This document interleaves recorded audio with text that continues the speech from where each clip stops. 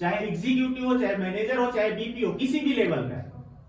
यार एक कहावत है ना कि जो गाय दूध देती है उसका जो लात मारती है ना तो भी सहना पड़ता है।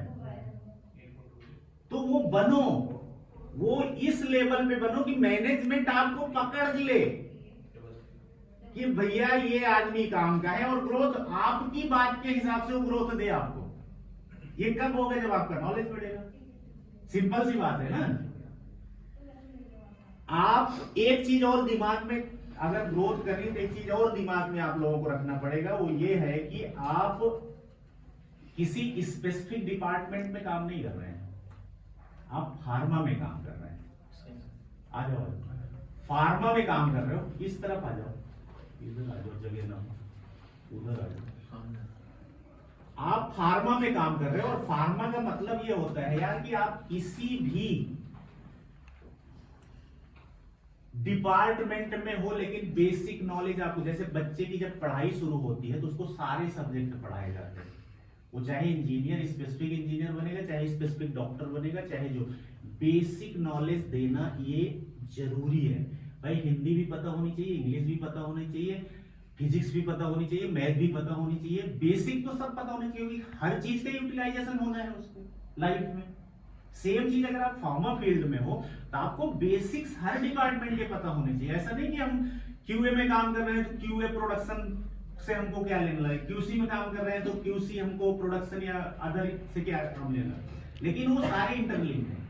आपको बेसिक्स हर चीज का पता होना चाहिए। ये नहीं है कि प्रोडक्शन में काम कर रहे हो तो इंजीनियरिंग नहीं पता होना चाहिए। इंजीनियरिंग पता होना चाहिए, मशीन की इंजीनियरिंग आपको पता होना चाहिए थोड़ा बहुत।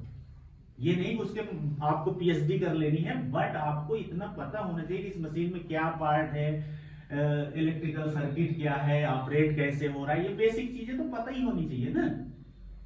इंजीनियरिंग से रिलेटेड प्रिवेंटिव मेंटेनेंस क्या हो रहा है, इसका कैसे हो रहा है, इसमें इन्वॉल्व की भाई। हम उसमें इन्वॉल्व ही नहीं होते तो प्रोडक्शन का काम है। अब मशीन का चेंज ओवर हो रहा है, मशीन हम चेंज कर रहे हैं, चेंज ओवर कर रहे हैं प्रोडक्ट के लिए, आईपीक्यू वाला बैठा है किनारे, हमको क्या करना है? अरे भाई आप खड़े होकर देखो तो ऑपरेटर जो कर रहा है, पंच कैसे निकालता है, क्लीनिंग कैसे करता है, वियर एंड टियर कैसे कर रहा है। ये तो अच्छी चीज है ना। जिस दिन आप देख खड़े होकर देखना शुरू कर दोगे, आपको वैसे नॉलेज आनी शुरू हो जाएगी चीजों की। आप जो टाइम में जॉब कर रहे हो, आप 9 से 5, 5:30, 8 घंटे, 10 घंटे, 12 घंटे, जितनी देर आप जॉब में हो ना, उसी टाइम को यूटिलाइज करिए। हम ये नहीं कह रहे कि अलग से पढ़ो, उसी टाइम को यूटिलाइज करो लर्न करने के लिए, सीखने के लिए। अगर उसी टाइम को आप यूटिलाइज कर दिए ना तो आप खुद ही डायमंड बन जाओगे उस फील्ड में। आपको अलग से कोई चीज टीच करने या पढ़ने की जरूरत नहीं पड़ेगी।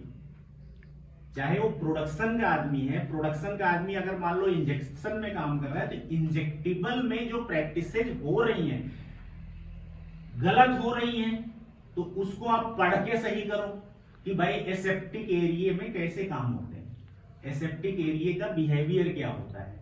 अगर कोई चीज डिस्टर्ब हो रही है, बिहेवियर से बाहर जा रही, तो क्या होगा, स्टेबिलिटी क्या चीज होती है, ठीक है, ऑटोक्लेव का प्रिंसिपल क्या है। आप जिस जहां पे भी काम कर रहे हो, एनीवेयर कहीं भी काम कर रहे हो, आप उसी हिसाब से। और सबसे बेसिक देखो, कोई भी चीज हम पढ़ते हैं हम समझ नहीं पाते due to language, due to anything.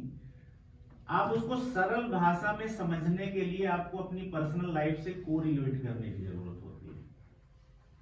अगर वो कोरिलेशन भी सीख जाओ तब भी बड़ी चीज है। जैसे मैं किसी चीज को समझने के लिए मेरे दिमाग में चलता है कि